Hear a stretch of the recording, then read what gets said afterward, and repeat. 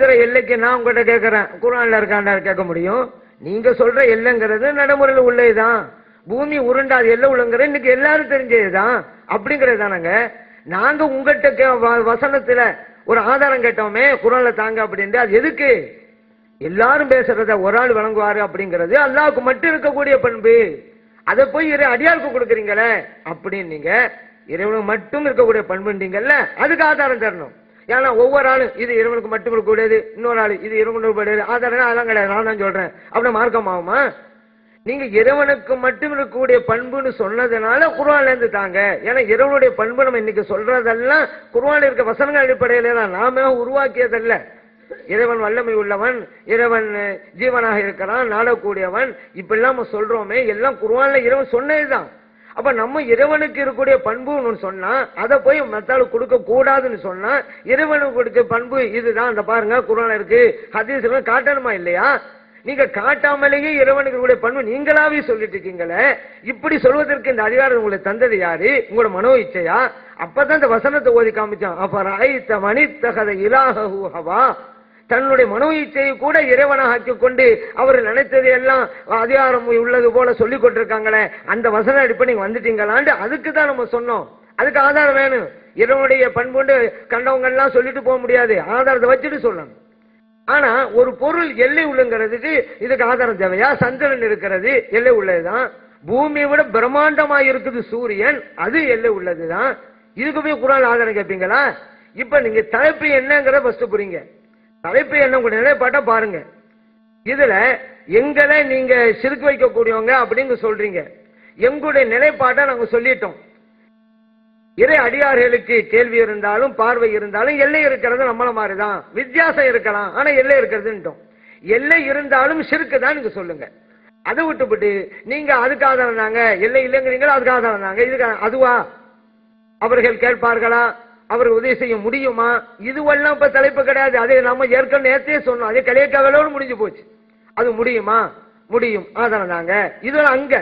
இங்க நாங்க எதை சொல்றோமோ எங்களுடைய நிலைப்பாடு, அந்த நிலைப்பாட்டை வச்சு நாங்க சிறுக்கு செய்யறோமா இல்லையா சொல்லுங்க. உங்களுடைய நிலைப்பாட்டு பிரகாரம் நீங்க சிறுக்கு செய்யணும் சொல்லுங்க. நீங்களாகவே எங்களுடைய நிலைப்பாட்டை நிர்ணயிக்காதீங்க. நீங்க இப்படித்தான் அல்லாஹ்வுடைய இடத்துல இப்படித்தான் வச்சிருக்கீங்க, அதனாலதான் சிறுக்கு. நீங்களே எங்க நிலைப்பாட்டை நிர்ணயித்து நீங்களே குற்றச்சாட்டு வைக்காதீங்க. எங்க நிலைப்பாடு இதுங்கிற சொல்லிட்டோம். இது தவறு அப்படின்னு சொன்னா தவறு சுட்டி காட்டுங்க. இப்படி இருந்தாலும் சிறுக்குதான் சொல்லுங்க. சரின்னு சொன்னாக்கா உங்ககிட்ட ஆதாரம் இல்லைன்னு ஆயிரும். அதனாலதான் நீங்க நாங்க சொல்லாதையெல்லாம் சொன்னாலும் சொல்லிக்கிட்டே இருக்கிறீங்க. நீங்க ஒவ்வொன்றுக்கு ஆதாரம் கேட்கறீங்களே. ஒவ்வொன்றுக்கு சொன்னா அப்துல் காதர் அதையும் படுத்தீங்க. இப்ப அப்துல் காதர்னால உதவி செய்ய முடியுமா, வழிமாறு உதவி செய்ய முடியுமா, அப்ப காமிங்க. அந்த சப்ஜெக்ட் இல்லையில ஏன் எடுக்கிறீங்க? உங்களுடைய நிலைப்பாட்டு பிரகாரம் நாங்க முஷ்ரிக் என்பதை உங்களால் நிலைநாட்ட முடியவில்லை இதுவரைக்கும். அதனால சம்பந்தம் இல்லாத எடுக்கிறீங்க. இங்க இருக்கிறவரை பார்க்கலாம், நம்புறோம். அப்துல் காதர் வந்தா நம்ப முடியுங்கிறீங்க. அதான் இப்ப சப்ஜெக்ட். மறைந்தவரால் உதவி செய்ய முடியாமங்கிற பத்தியா பேசிக்கிட்டு இருக்கோம். தலைப்புல நில்லுங்க. தலைப்புல ஆதாரம் இல்லைன்னா ஆதாரம் இல்ல அப்படின்னு சொல்லுங்க. அதுக்காக வேண்டி நினைச்செல்லாம் சொல்லி உங்களுடைய இருக்கக்கூடிய அந்த 10 நிமிடத்தை வீணாக்காத வேணாம். உங்களுடைய கடுமையான குற்றச்சாலாம் வச்சிருக்கிறோம். நீங்க வைக்கிறது அப்துல் காருங்க காட்டுங்க, அப்பதான் நம்புவோம். இது ஏன் இந்த நாத்தியவாதி மூலம் நமக்கு எதுக்கு? இப்ப அவன் நாத்தியவாதி சொல்றான், நீங்க இருக்குன்னு சொன்னா நான் நம்புறேங்க, அல்லாஹ் இருக்கிறாங்கிறீங்க, காட்டுங்கிறான். ஏன்னா இதெல்லாம் ஒரு வாதமா?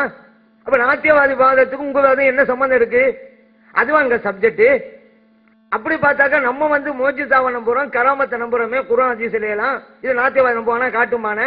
ஸல்லல்லாஹு அலைஹி வஸல்லம் ஒரே இரவுல அல்லாஹ்வை பார்த்துட்டு வந்தாங்கிறோம். சரி, அல்லாஹ் நீங்க பார்க்கல நீங்க சொன்னா விட்டாலும் 7 மேராஜ்ல பயணம் நடந்தது நீங்க ஒப்புக்கொள்றீங்கல்ல. அல்லாஹ் பார்த்தானா பார்க்கலாம், அடுத்த சப்ஜெக்ட் வைப்போம். இது எல்லாம் முடியும். நாத்தியவாதி நம்புவானா? எனக்கு அறிவு பொருந்தா சொல்லுங்கன்னு சொல்லுவான். ஆனா நம்ம அப்படியா? அறிவுக்கு பொருந்தாவிட்டாலும் அந்த அற்புதத்தை நம்ம நம்புறோம். இறை நேசர்களுக்கு அந்த அற்புதம் இருக்கிற கராமத்துக்கு நம்புறோம். அப்படி இருக்கும் பொழுது நீங்க அப்துல் காருக்காரங்க காமிங்க அப்படின்னு சொன்னாக்கா இது அறிவுக்கு பொருந்தாதது. நாத்தியவாதி கேட்கக்கூடிய வாதம் இதெல்லாம். நமக்கு இன்னும் சொல்ல போனா அந்த சப்ஜெக்டே கிடையாது. எங்களுடைய நிலைப்பாட்டை சொல்லி அதன் மூலம் நீங்க சிறுக்கு வைங்க நிர்ணயிங்க. உங்களுடைய நிலைப்பாடு இப்படி இருக்கிறதுல ஆதாரம் என்னன்னு கேட்காங்க. இது தலைப்பா இல்ல. ஃபர்ஸ்ட் இன்னொரு தடவை தலைப்பை படிச்சு பாருங்க. எங்க தலைப்பு நீங்கள் முஷ்ரிக்குகள் பிதஅத்வாதிகள் என்பது. அதுக்கு நாங்கள் ஆதாரத்தை வச்சுக்கிட்டு இருக்கிறோம். உங்களுடைய நிலைப்பாட்டு பிரகாரம் நீங்க எங்கள் முஷ்ரிக் நிலைநிறுத்தணும். நீங்க இப்படி சொல்றீங்களா ஆதாரம் தாங்க, இப்படி சொல்றீங்களா ஆதாரம் தாங்க. நீங்க தலைப்பைய மறந்துட்டு பேசாதீங்க. என்னன்னு இன்னொரு தடவை உங்க நிலைப்பாட்டை படிச்சு பாருங்க அப்படிங்கறத நான் மறுபடியும் சொல்லிக் கொள்கிறேன். அதே போல இப்ப நான் உங்க சொல்றது பூமி எல்லை உள்ளதுன்னு நான் சொன்னேன். அதுக்கு என்ன குர்ஆன் ஆதாரங்கிறீங்க? இப்ப எங்களுடைய நிலைப்பாட்டை வச்சு ஹுக்கும் வழங்குங்க, தீர்ப்பு வழங்குங்க. நான் சொல்றேன் பூமி எல்லை உள்ளது. எல்லை உள்ளவங்க கூப்பிட்டாதான் வழங்குறாங்க அப்படின்னு சொல்றோம். எல்லை உள்ளவங்க எங்கிருந்து இருந்தாலும் யார் வேணுமானாலும் ஒரு எல்லைக்குள்ளே இருப்பவர்கள் தான் அர்த்தம். அப்படிங்கிறது எங்க நிலைப்பாடு. ஒன்னு பூமின்னு சொன்னாலும் எல்லை இல்லைன்னு சொல்லுங்க. அது எல்லை தான் நீங்க ஒப்புக்கொண்டா, எல்லை உள்ளதை நீங்க சொன்னாலும் ஷிர்க் தான் சொல்லுங்க. அப்ப ரெண்டுல ஒண்ணுதான். அதுக்கு போய் ஆதாரம் என்ன? எங்க நிலைப்பாட்டை சொல்லிட்டோம். எங்க நிலைப்பாடு பாரு, உங்களுடைய தீர்ப்பு என்ன? எல்லை உள்ளதுன்றோம். எல்லை உள்ளதுன்னு சொன்னாலும் சரிதாங்க, ஷிர்க் தான் சொன்னீங்களாக்கா அதுக்கு ஆதாரத்தை தாங்க. எல்லை உள்ளது எல்லையற்றதுங்கிற மிகப்பெரிய வேறுபாட்டை இறைவனுக்கும் இறைவன் அடியார்களுக்கும் மத்தியில நம்ம வச்சிருக்கிறோம். அதே போல அல்லாஹ் கொடுத்திருக்கிறான், அல்லாஹ் கொடுத்திருக்கிறான் அப்படிங்கிறோம். உண்மைதானே? இப்ப நான் பேசுறேங்க, அல்லாஹ் கொடுத்ததுதான். இல்ல நானா பேசுறேன்னா? நம்ம எல்லாம் கேட்கிறோம், அல்லாஹ் கொடுத்ததுதான். நம்ம எல்லாம் பாக்குறோம், அல்லாஹ் கொடுத்ததுதான். இத போய் அல்லாஹ் கொடுத்தவங்க சேர்த்துக்கணுமா? ஏங்க சேர்க்க? மூமியோட நம்பிக்கை என்னங்க? நம்ம என்ன செஞ்சாலும் அல்லாஹ் தந்ததுதானங்க. அப்படிதான் நல்லா சொல்றான். பார்வையை தந்தேன், கேள்வியை தந்தேன், நான் தான் தந்தேங்கிறான். நீங்க என்ன நாடுனா நான் நாடுறதான் நீங்க நாட முடியுங்கிறான். வல்லாஹ் ஹலககுமா தஅமலுன்கிறான். அப்ப எதுவும் நாட்டம் இல்லாம நம்ம எதுவும் செய்ய முடியாதுன்னு அதெல்லாம் அர்த்தம். அப்ப ஒவ்வொன்னு தனியா சேர்க்கணுமா? நான் கேட்கிறேன். அப்ப சேர்க்காத உள்ளது இருக்குதா? இறைவன் இந்த உதவி தந்தான், அப்படி சேர்க்காமலேயே நானே செஞ்சேன் என்று சொல்லுகின்ற நிலை நம் சமூகத்தில் இருக்கிறதா, மார்க்கத்தில் இருக்கிறதா? அப்படி எண்ணம் ஒரு வந்து விட்டா மூமினா இருக்க முடியுமா? இரவு நாட்டம் இல்லாம இரவுடைய சக்தி இல்லாம எதுவும் செய்ய முடியாது, எந்த பிரச்சனையிலையும். ஆனா எது வேணாலும் செஞ்சுட்டு அல்லாஹ் சேர்த்துக்கிறீங்க அப்படிங்கிறதா? அப்படி கிடையாதுங்க. நம்ம அடிப்படை சின்ன செயலா இருந்தாலும் சரிதான், அல்லாஹ் உதவி இருந்தாதான் செய்ய முடியும். இதுதான் நம்முடைய நம்பிக்கை. நம்பிக்கை ஃபர்ஸ்ட் வைப்பீங்க. இப்ப அல்லாஹ் கொடுத்திருக்கிறோம் அப்படிங்கிறோம், இது எல்லை உள்ளதுங்கிறோம். உங்க தீர்ப்பு என்ன? இது தெளிவா சொல்லுங்க. அது மல்ல முழுமையா படிக்கணுங்கிறாங்க. ஏங்க அவங்க சஹாபா பெருமக்கள் பிஜாத்து செஞ்சிருக்கிறார்கள் என்று எழுதியிருக்க நான் வாசிட்டேன். அதே போல நபிலாம் ஸல்லல்லாஹு அலைஹி வஸல்லம் அவங்களுடைய கூற்றுக்கு முரணாக நடப்பாங்கிறத நான் வாசி காமிச்சிட்டேன். இந்த கருத்தை நீங்க எந்த ஹதீஸ வச்சு சொல்றீங்கிறது சொல்லிட்டேன். முர்த்தத்தாக வர்ற அந்த ஹதீஸ வச்சுக்கிட்டு சஹாபா பெருமக்களுக்கு இதுங்க பயன்படுத்துங்கன்னு சொல்லிட்டேன். நீங்க என்ன சொன்னா நீங்க புத்தகம் போதவா சொல்லக்கூடாது அப்படியே சொன்னேன். நான் சொல்ற ஹதீஸ் புகாரில இருக்குதுல்ல, அந்த ஒரு ஹதீஸ வச்சிருந்து நீங்க சொல்றீங்கல்ல, அதுக்கு விளங்குனாங்க. நான் பொதுவா கேட்கல, நீங்க எந்த ஹதீஸ வச்சுக்கிட்டு சொல்றீங்களோ அது கேட்கிறேன். ஒண்ணு சொல்லுங்க, இந்த ஹதீஸ வச்சுக்கிட்டு சஹாபா பெருமக்கள் பிதஅத்வாதிகள் நான் சொன்னது கரெக்ட்னுங்க, அல்லது நான் தவறா எழுதிட்டேன்னுங்க. நீங்க முன்னாலையும் படிக்கணும் பின்னால் படிக்கணும் வேணாம். நான் சொன்னதுக்கும் கூட நிலைப்பாடு என்ன சொல்லிட்டு போங்க. அப்ப நிறைய சொல்ல முடியாது அர்த்தம்.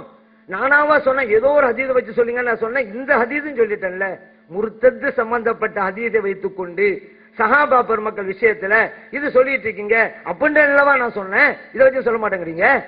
அது போல நம்ம நேற்று என்ன சொன்னோம், முஸ்லிம்களை காபிராக்குறீங்க, அந்த ஷிர்க பண்ணீங்க, தமிழ்நாடு தௌஹீத் ஜமாத் அந்த ஷிர்கை பண்ணுகிறது அப்படின்னு நம்ம சொன்னோம். அதுக்கு உதாரணமாக சொன்னோம், இறந்து போன தற்கொலை பண்ணவனுக்கு ஜனாதா தொலை இல்லைங்கிறீங்க, அவங்க நிரந்தர நரகங்கிறீங்க. அப்படியானால் ஒரு காபிர் ஒரு முஸ்லிமை பார்த்து யா காபிர் காபிரே என்று சொன்னா அவன் காபிரோன்னு சொல்லதான் சொல்லியிருக்கிறாங்க. அதன் அடிப்படையில குஃப்ருங்கிற நிலை நீங்க இருக்கிறீங்க. உங்க கருத்து என்னன்னு நேரத்தில இருந்து கேட்டுக்கிட்டு இருக்கிறேன்.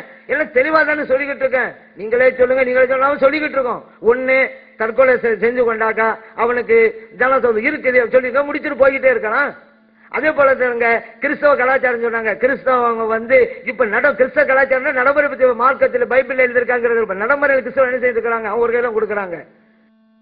அதை வச்சு சொல்றதுதான் ஹிந்து கலாச்சாரம் சொல்றோம். அதுக்காக வேண்டி அவங்களுடைய பகவத்கீதையில எழுதிருக்குதா எதுல எழுதிருக்கிறாங்கிறது அல்ல.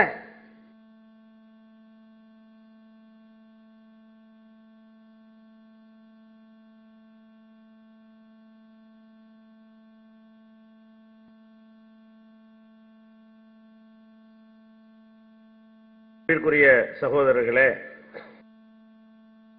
ஒரு அளவுக்கு ஏதோ அறிவுபூர்வமா வாதிடுவார்னு பார்த்தா இருக்கிற எல்லா மக்களையும் ஒரு விவரமற்றவர்களாக நினைத்து கொண்டு வாதிடுவதை நினைச்சு வருத்தமாக இருக்கிறது.